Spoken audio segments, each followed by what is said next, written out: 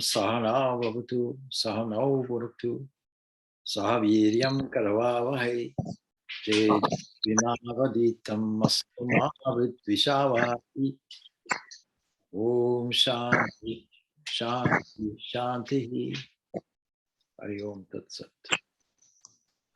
So may that one protect us both, may that one nourish us. May our study be mutually beneficial and cooperative. May our study be illumined also. May we work together with great vigor. May we not unnecessarily kill each other. Peace, peace, unto all. All right. So the idea really of all these sessions is to establish some question and answer sessions that are useful to what we might call seekers. Some years ago when I first came here to Ireland, there was one person who persistently asked the same question every week, asked the same question: who is the seeker? And I tried to answer from a different number of different perspectives, because there's no standard answer to a question. And the reason why there's no standard answer to the question is there's such a thing as a relativity of perception. Where are you standing? And the old example is like this. When you look at a rainbow, does it exist, and is there a pot of gold at the end? Well, yes, depending on where you're standing. If you stand at a certain angle and there is moisture in the air, raindrops, and the drops refract the light into the wavelengths of 7 colors in the visible spectrum, yes, there's a rainbow. But when you alter the angle of light and go above the clouds, the rainbow is gone. So how will you answer such a question? You'll have to answer by asking a question of where are you standing? And we have a number of options about where to stand. We can stand purely in the physical plane. Physical plane means that we rely only on the sense organs of sight and hearing and touch and taste and smell. And we allow the mind as a sixth sense to interpret all of that and somehow make a kind of projection about what the world is. That's the kind of so-called normal way of looking at things. But the difficulty with that way of looking at things is these questions arise. Because the objects in front of me that the senses capture also give me a lot of problems, difficulties, doubts and fears and temptations. And the net result is that I don't have a constant flow of happiness. So I have to look in all kinds of directions, in which case I'm a seeker after happiness. I'm a seeker, in which case I don't feel in any way fulfilled. I feel I have some emptiness within me that has to be filled from the outside. So what to do? Well, a number of options are available. Many people say, let me just deal with what I know. What I know is the sense organs are there, so I may as well look upon things which are pleasing to see. And then at a higher level, more intellectual level or more mindful level, my pleasure doesn't come from food anymore or all the sense pleasures that are available. There are more sophisticated avenues that can satisfy me or that I seek to satisfy me. So I become a seeker after intellectual pursuits, cultural pursuits, artistic pursuits. But I realize that that doesn't really fully satisfy me. But still, it is of a much more sophisticated level, more refined level than brute force and brute ignorance and brute response to the physical material world. It is now a more subtle world of feelings which can't be described but can be experienced. And they're not objective to anybody except yourself. Because you may say, I had a dream last night. It was A, B, C, and D. I dreamt I was a king with a queen in a palace and lived for 1,000 years. There's no evidence for it. Nobody can verify it except a dreamer. And when you look at a person All your information is deficit. By looking at a person, you have no idea what they're thinking. You have no idea what they're feeling. You don't know what their history is. You don't know what their experience is. You don't know what they did at the age of 3, 4, 4.5. You don't know how much education they received and absorbed. You don't know how they react, mostly. So that's another level that is unsatisfactory. But you can seek that also. You can be a seeker after that as well. So Jesus puts us like this. It says two things about seeking that come to my mind. So seek ye first the kingdom of heaven, other things will be added unto thee. Very profound statement. And another thing he says, seek and you will find. And he goes on to knock and the door will be open and so on and so forth, but seek and you will find. So that again comes back in a circular way. What is the seeker? So the seeker expects to find something. And when they found that, they are no longer seeking because everything is fulfilled. They found what they're looking for in the most profound way is meant. But we have to start by seeking. There has to be some initial impetus. There has to be some kind of resolution. After all, if we determine that we're going to do something, let's say if we're going to ride a bicycle and we say we want to do 620 kilometers, and let's plan it out, and average 150 kilometers a day. Today I went down to Mizzen Head, and that's why you saw the bicycle and all that. Hello, Nicola, how are you? Because Mizzen Head was where I started in 2016. We started raising funds. 3 of us cycled, but it required immense planning. And what I was telling Wahini here was that, oh, should I record this while I'm thinking? Will I record it for you all? Is somebody recording it? It's recording. Okay, but I don't know how to get that to you. So, all right, let it record and we'll deal with it later. Means I have to download it and all that. It's all right. So that requires planning, and not only that, but overall planning has to be supplemented by daily planning because routes and weathers, all kinds of things may change. It looks okay on a map, but then you find maybe there's a little side road with less traffic on. That's a better way of going. You don't just go and do something and leave it and hope for the best. So it's the same thing with anything in life. Everything has to be prepared well. This preparation in spiritual life is called spiritual practice. And spiritual practice begins not with religion. Religion is a superstructure that serves as a nice background.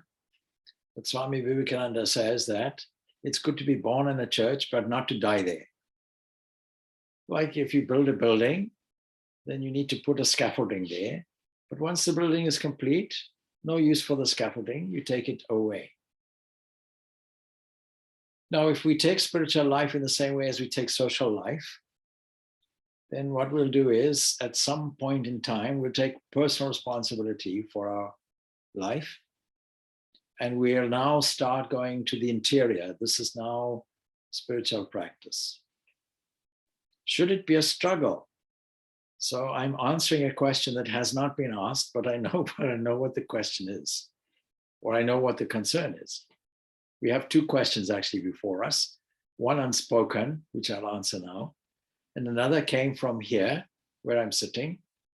And the question was, see, what do we mean by introvert?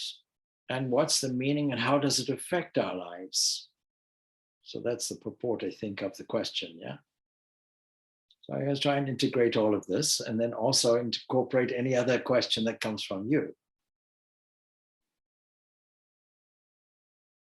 So when you set out on a journey, if you are not trained well, it becomes a little bit of a struggle. And the struggle really is against a history. And history exhibits itself as an unconscious set of behaviors. You can call it a habit level. In order to deal with it, we have to introduce new habits. We can't be lazy about it because there's no holiday for it. Why is there no holiday for it? We were discussing earlier.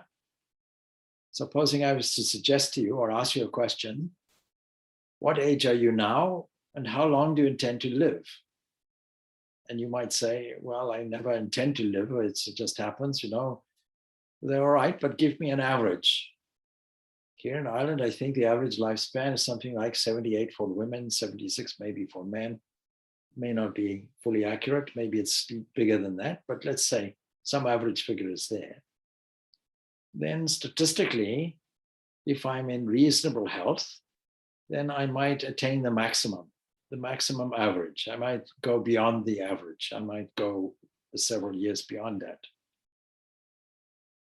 That's a frightening prospect to many people because most people haven't considered the question at all. And what they think is maybe at the last moment I'll do something, or maybe you'll wonder what happens at the last moment. But then I pointed out, every second is the last moment. Every second has come and has gone. It's never coming back. It's the last moment. What will I put in that? And should I be anxious about it? If I'm anxious about it, then I can categorize anxiety as negative. Negative thoughts produce negative results.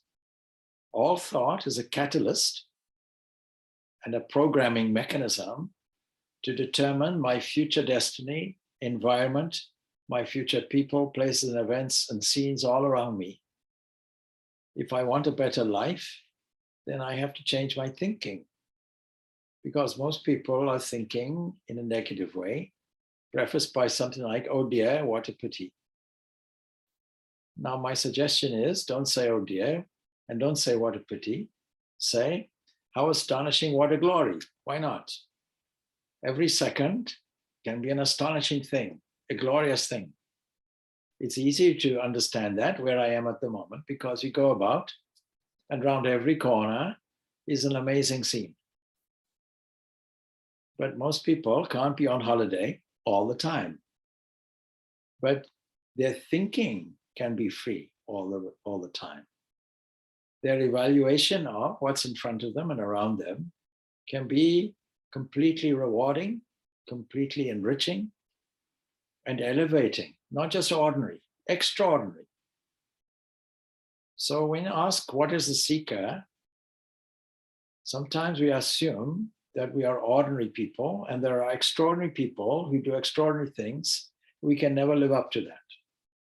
And my answer to that is, everyone is extraordinary. Everyone has extraordinary talents and abilities. There are no two people alike. And within us is the vast potential of fulfilling everything, starting off from a seeking position, no doubt. So when Jesus says, seek and you will find, he's not saying seek and you might find, or seek and maybe here and there, but I don't know, I doubt it. He's saying seek and you will find.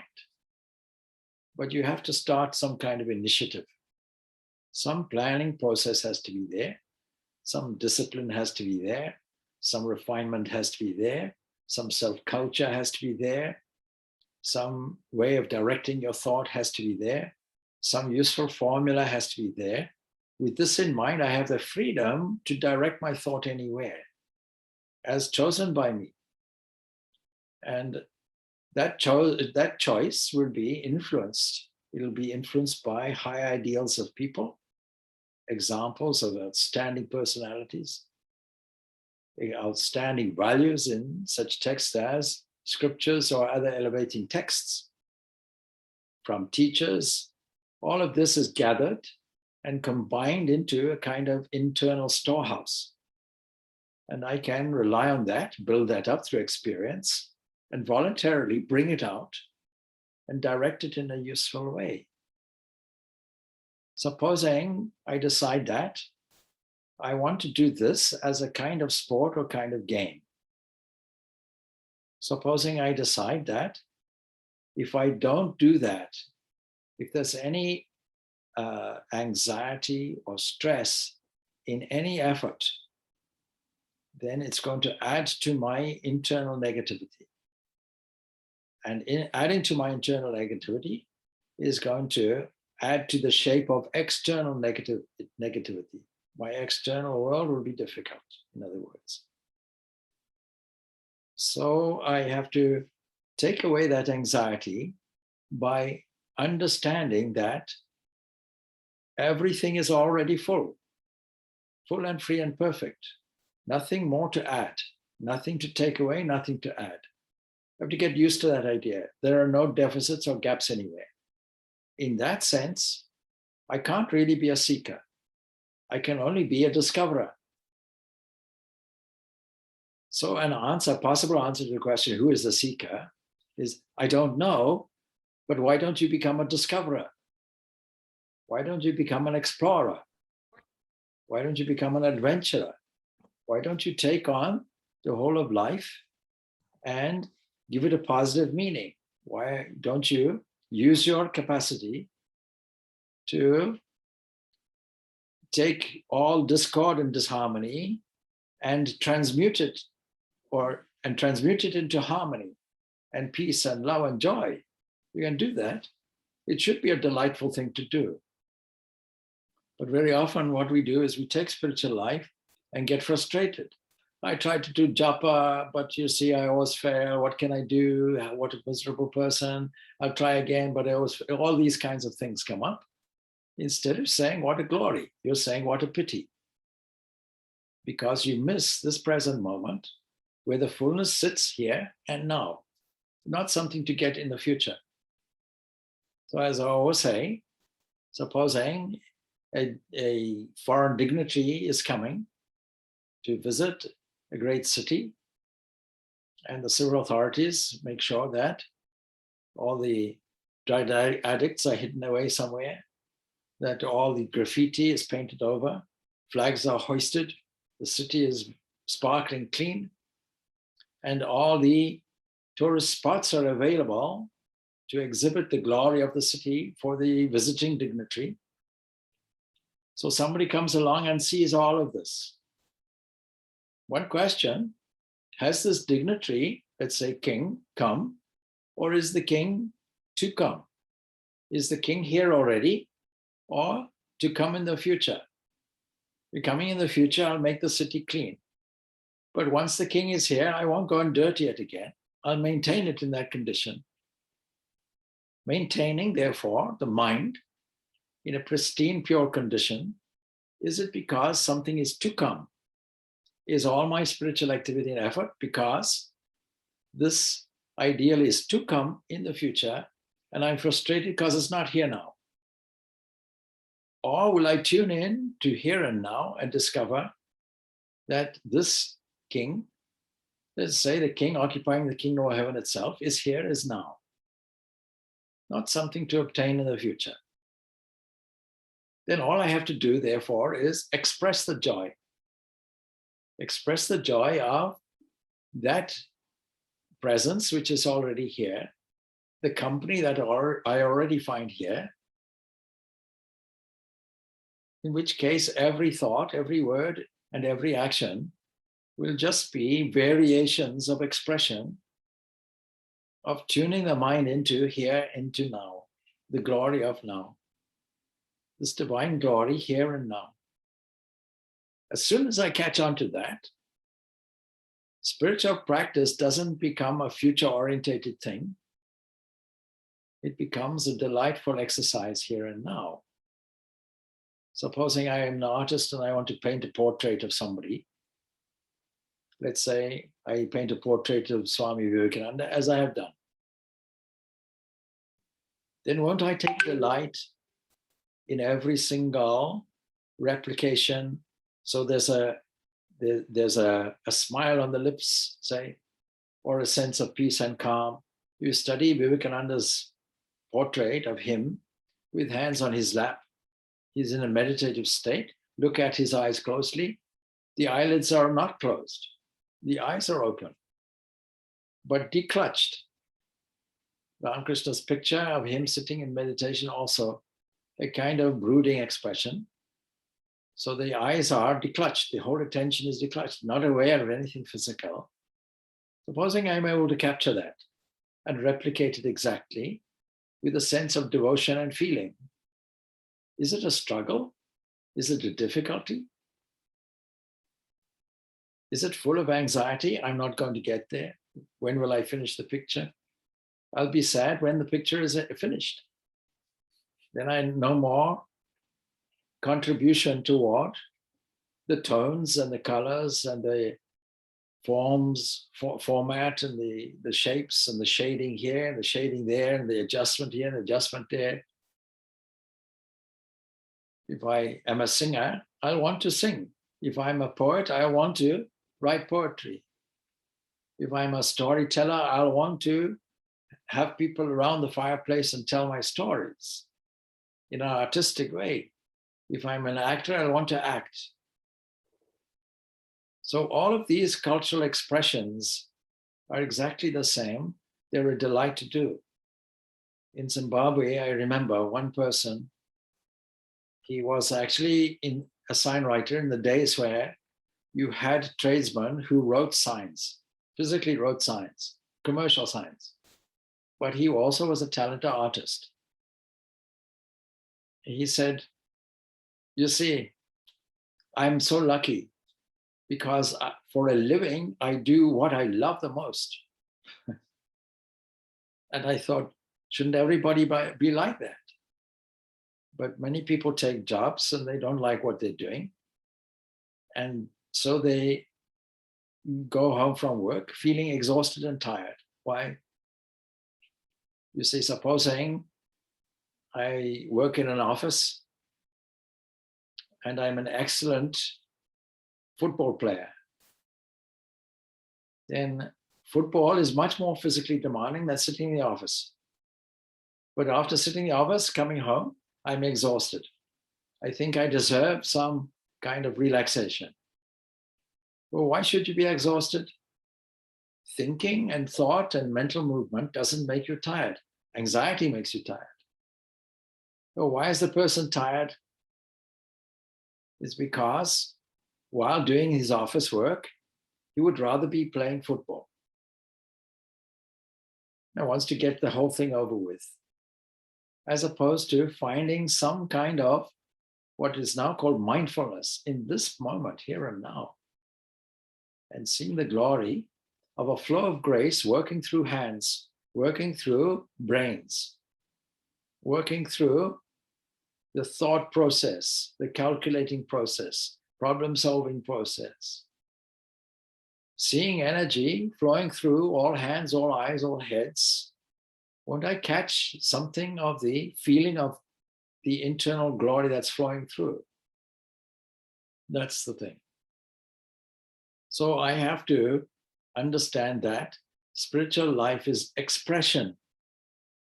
It's not something to get. Expressing what I have now, spontaneously, I sing a song. Spontaneously, I go internally into a state of meditation to deeply access that inner entity and listen, go into a listening mode. Spontaneously, I lovingly repeat the glory of the divine name called mantra. Why would that be an effort for me? Why would that be a difficulty? Why would that be a struggle? Not a struggle. It's a complete delight. We need to get to that point of understanding. Initially, it may look like a struggle because we're going against our habit, which is purely based on the sense level. But we don't dismiss the sense level. We see that glory of the divine, all with all the senses, with the eyes open, the ears open, everything open. Doing that, we now tune into the glory of the divine everywhere we are, everywhere we look. It's always there, it's always present, but my attention is pitched elsewhere. Bring it back. and investigate the glory of what is here and what is now, and experience the delightful internal rapture that results from it. Why not? Why not make that your spiritual life? Now, of course, we all have different characteristics, and therefore we'll have different kinds of approaches. And the question of introversion and extroversion often arises because culturally, it's a crime to be an introvert in the West. You hear a conversation in a supermarket, overheard, yes, well, you see, she's not an introvert, she's a lovely girl, as if introversion is a crime. And similarly, typically, as a generalization, Eastern culture encourages introversion and discourages extroversion. These are extreme examples. But the fact of the matter is that if we are to take Carl Jung's definition of introvert, extrovert, it's an energy term. Introvert means that I feel as if I'm an individual, as some private thing with a small private field around myself. And my form of protection is principally to be carefully assess all those around me. And there may be internal reactions, such as, if I say something, what would people think of me? I prefer to reserve myself to myself. I'm much happier in my own company. But if I have to interact with other people, that's okay if they're within my social circle. But if they're people unknown to me, they drain my energy because I have to make an effort. And the effort is to expose myself in some way or another. And I don't feel comfortable with that for various reasons. This is what's behind it. It's not a crime, just how it is. The extrovert also is in the mode of self-protection. But the extrovert's way of it is that they are comfortable with the social situation. And so what they do is, every stranger they meet, they get energy from that. There's a kind of openness, but it's still there in order for them to fit in and for them also to be in a survival mode. So there are no advantages or disadvantages of either. In spiritual life, we dismiss the whole idea of introvert and extrovert as a psychological conditioning, because the natural way we would look is, when we look at other people, there we see only this perfection that sits within. What religion calls God, the kingdom of heaven within, we see. Tuning into that, we go through several phases of compassion for the person, to adoration and seeing the perfection which is already there. In which case, we're quite happy then to talk to the other person and to interact with the other person. But in moments of meditation, it is also necessary to make an intimate, private connection with the internal self of your own being, with that internal God within.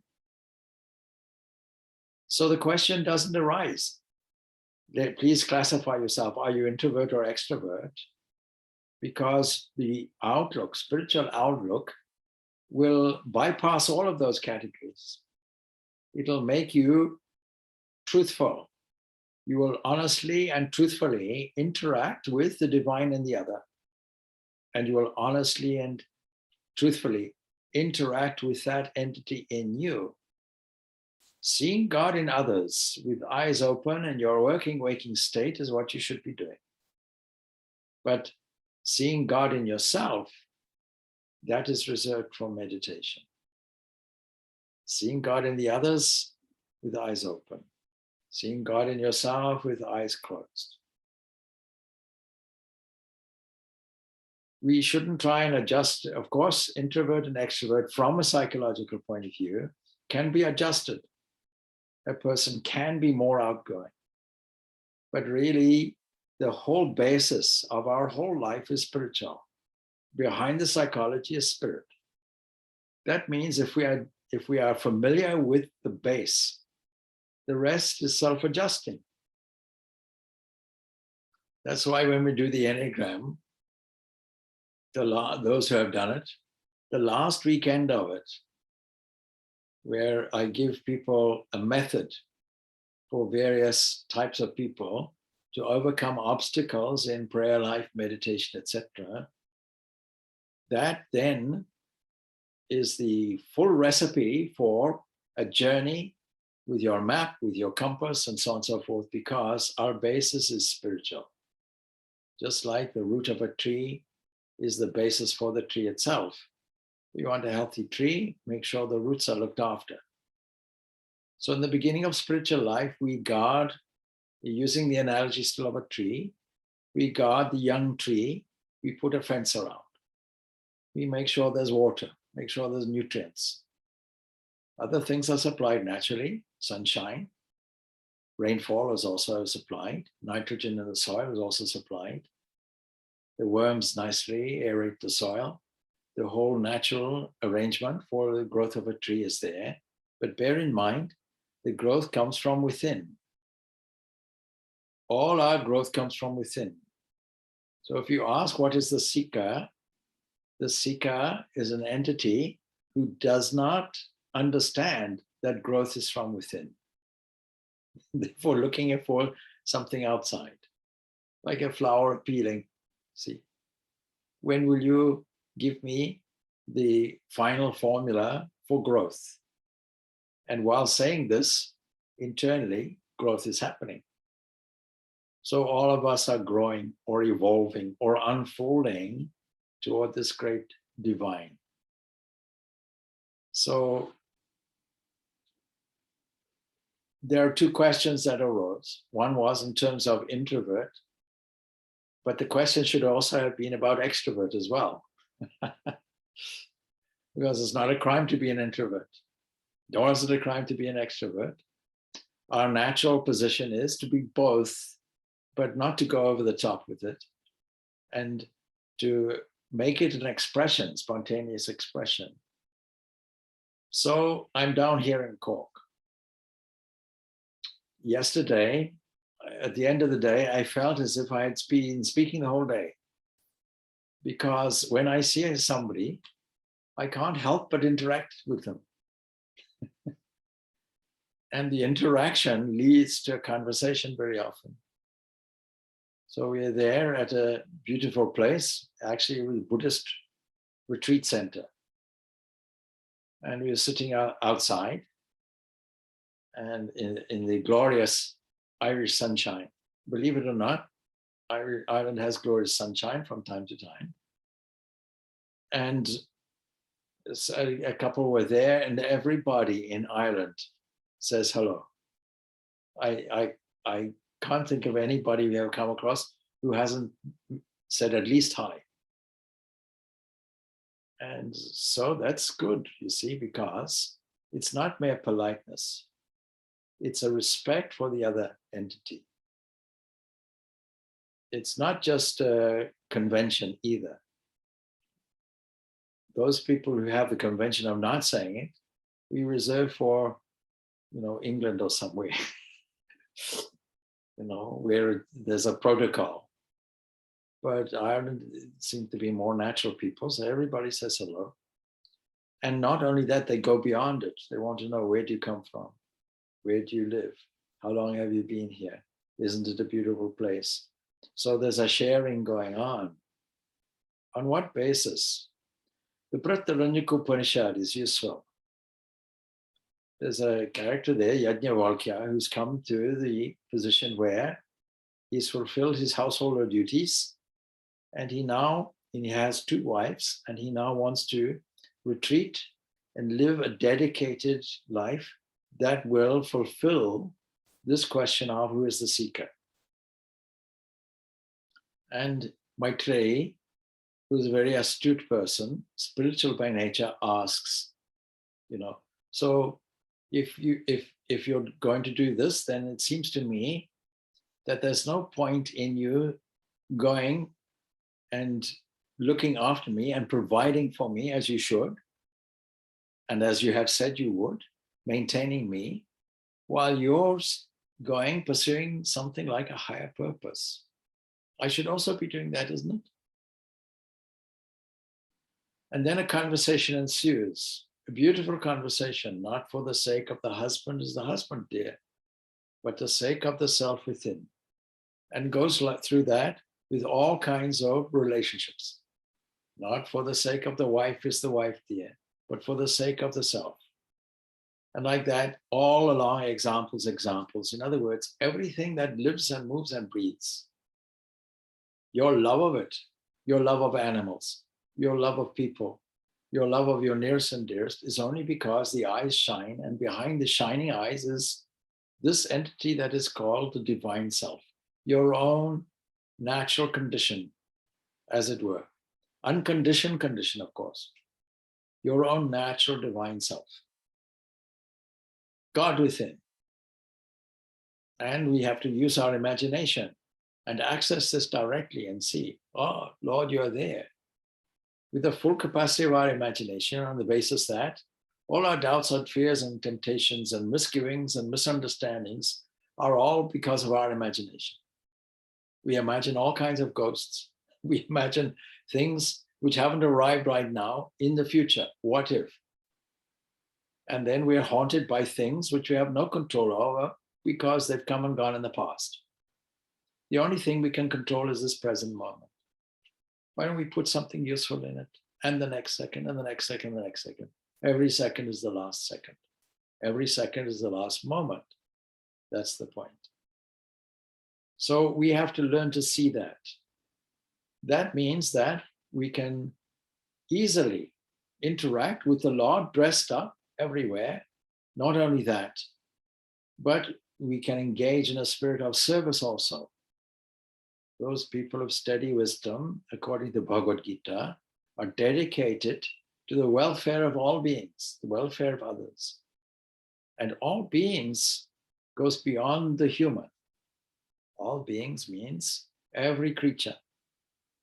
In Hinduism, the household duties range from the worship or looking after the welfare of those who passed on, ancestors, and then parents, and holy people, and rishis, and saints, and sages, and monks, and nuns, and also human beings, and also animals. So there are a number of these duties, going and feeding the birds, or feeding, other animals, or looking after stray creatures, and so on and so forth. Who else will do it except the one who has the capacity to do it, the human being? There's some people who think that animals are much better than men because you don't find elephants raising flags and armies and then moving toward each other with nuclear weapons. You won't find that. Where man is the only species who does that kind of thing and destroys en masse their own species. If you just look at it from a biological point of view. But you see, man has the capacity to transcend that, to transcend his own animal nature, his base survivalist mode. In other words, his own egotism, his own sense of individuality and importance. And when he does that, and when he opens up that, this ego becomes an open channel for divine grace to flow everywhere. Can't hide it. No more than a candle or a lamp can hide the radiance of its flame.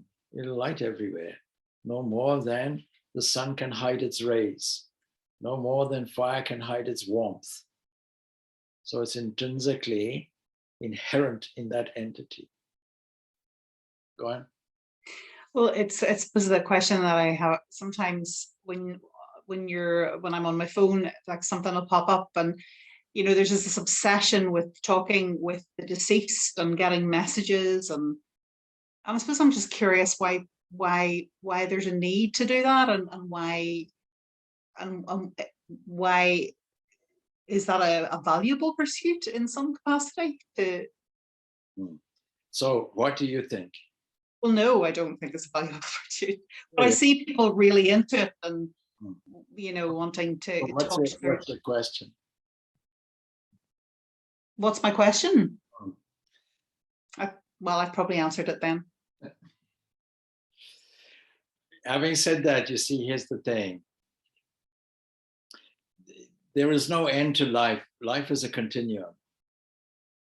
And so the assembly of our post-mortem existence, if you like, is dependent on all the associations and desires that we have now.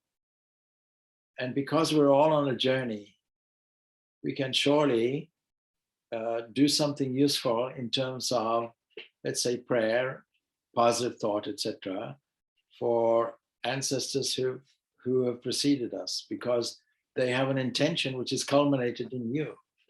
What you are is a culmination of ancestors' aspirations on either side, mother and father, coming through XY chromosomes to you. And so helping people on their journey, that's a wonderful thing to do. But it comes under all beings. When we say all beings, may all beings, let's say we say, may all beings be happy, may all beings be peaceful, may all beings be blissful. We don't just mean in our small corner of this world, of this earth, we mean everywhere, in all dimensions, in all structures, in all parallel universes, if you will. Because the idea is that whatever merit we get here, we use it. Like we're saving up to go on holiday, and then you go and spend your money and you have a nice holiday. Like that, you spend all the accumulated merits of your life, merits and demerits, of course. We don't want people to be stuck with their demerits, so we help them along. Most religions have that kind of concept. So there's no harm in that. Not only is no harm, there's every good in that, because your generosity of spirit wants everybody to go on their way happily and continue and fulfill their journey. May all do that. And particularly our own ancestors, because there is that close association. So there's every reason why there's that close association. There are no accidents in life. Everything is under the law of causation. We should surely thank our parents, isn't it? And if we thank our parents, then we should thank our parents' parents also, and their parents, and so it goes on. A whole line of ancestors that culminated in you sitting here. So that much. But as far as contacting ghosts and all that, let's leave that to those people interested in that.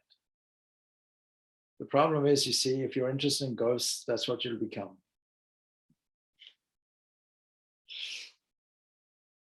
In Zimbabwe, we had somebody like that, you see. But their term was spirits, you see. But to bring that point home, I said, oh, you mean ghosts? They didn't like that, but it's closer to the bone, you see. You see, you come across many people who say, oh, I'm atheist, I don't believe in God, but I believe in ghosts, or I believe in fairies, or I believe in angels, or something like that. Well, why not collectivize that and make it God? Why do you want to believe in the subsidiary governors? Why not go to the highest possible ideal you can? The highest possible ideal would be perfection itself. So I enjoyed that, Swami, about the introvert and extrovert.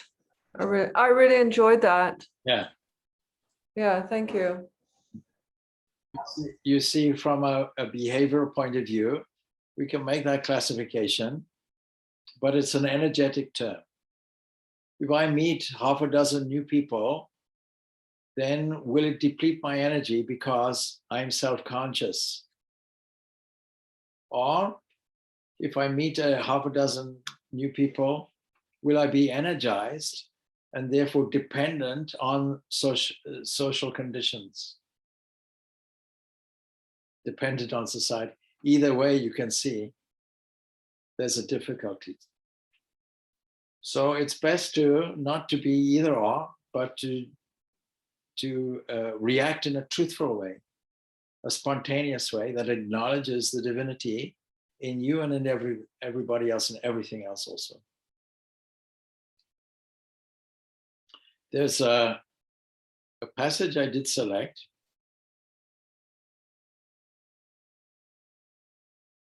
So it's in this other one here. So you'll see me often referring to Joel Goldsmith. Joel Goldsmith is a wonderful author. He has a book called The Infinite Way.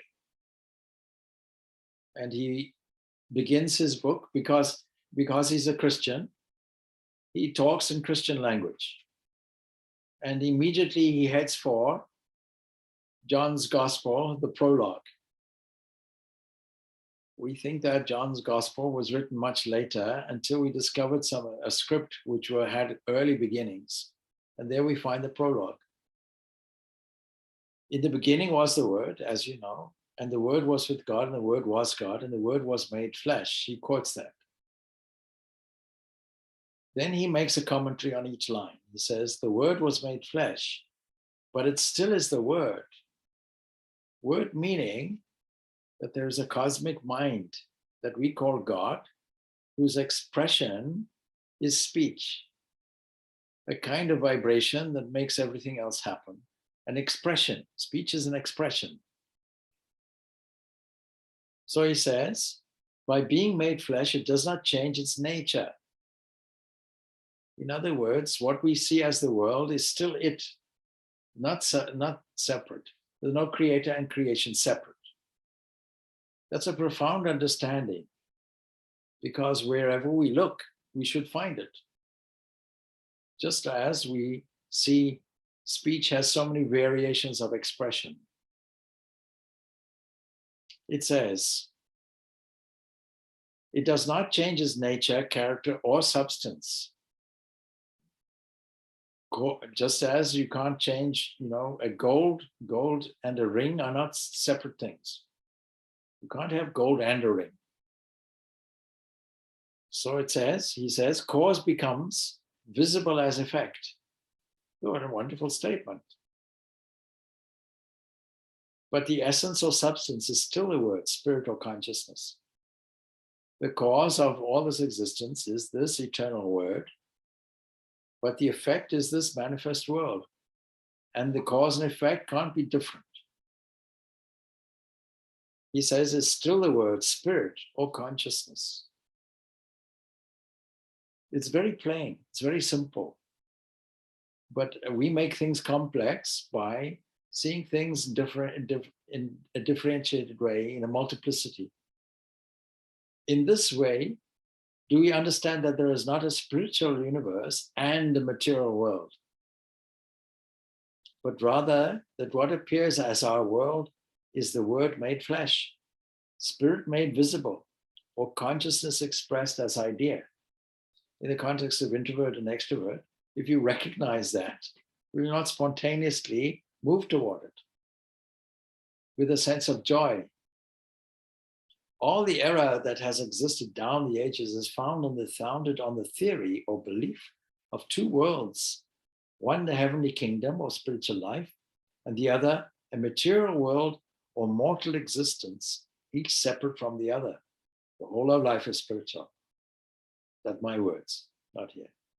In spite of this sense of two worlds, men have always attempted to bring harmony into the discords of human existence through an attempt by such things as prayer to contact this other world or spiritual realm, not spirit realm, spiritual realm, and to bring spirit or God to act upon the so-called material existence, not an actual existence. It's a so-called existence. And tirelessly point out, this is not an actual world. And we have all the science in the world to verify this is not an actual world. This is just an apparitional world. There's no reason to treat it as an absolute reality. So he continues, let us begin with the understanding that our world is not an erroneous one, but rather that the universe in which we live is the realm of reality about which man entertains a false concept.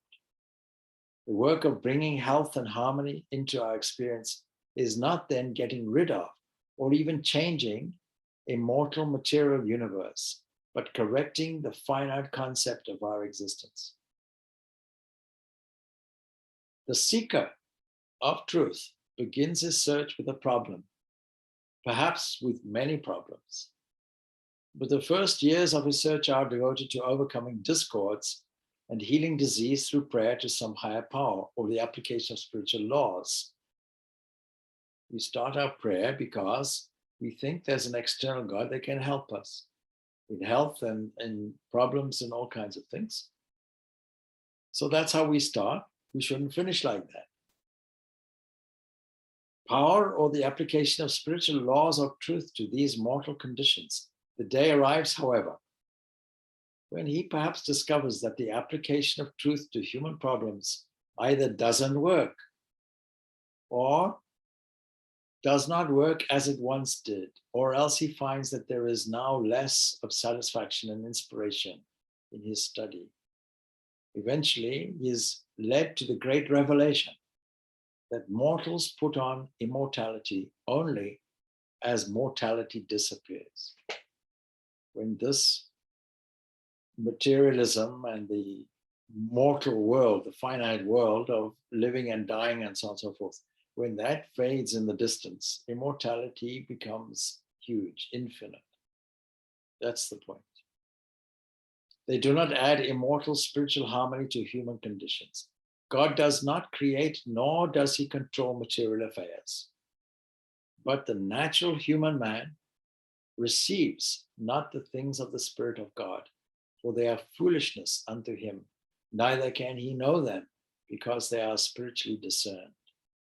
So are we seeking the things of the Spirit of God for some human purpose, or are we really endeavoring to put off the mortal in order that we may behold the harmony of the spiritual realm? He asks this question. Beautifully put. Then he goes on, one more thing. While we strive and struggle and contend with the so-called powers of this world, combating sickness and sin or lack, spiritual sense reveals that my kingdom is not of this world. Only as we transcend the desire to improve our humanhood do we understand this vital statement. And when, however, we leave the realm of human betterment, then we catch the first glimpse of the meaning of, I have overcome the world. So he continues like that, whole book called The Infinite Way. I recommend any book from Joel Goldsmith. You'll understand that when we talk about meditation, The Art of Meditation is a superb book on meditation from Joel Goldsmith. All right. Love and blessings to Thank you very much. Shanti, Shanti, Shanti. Peace be unto all.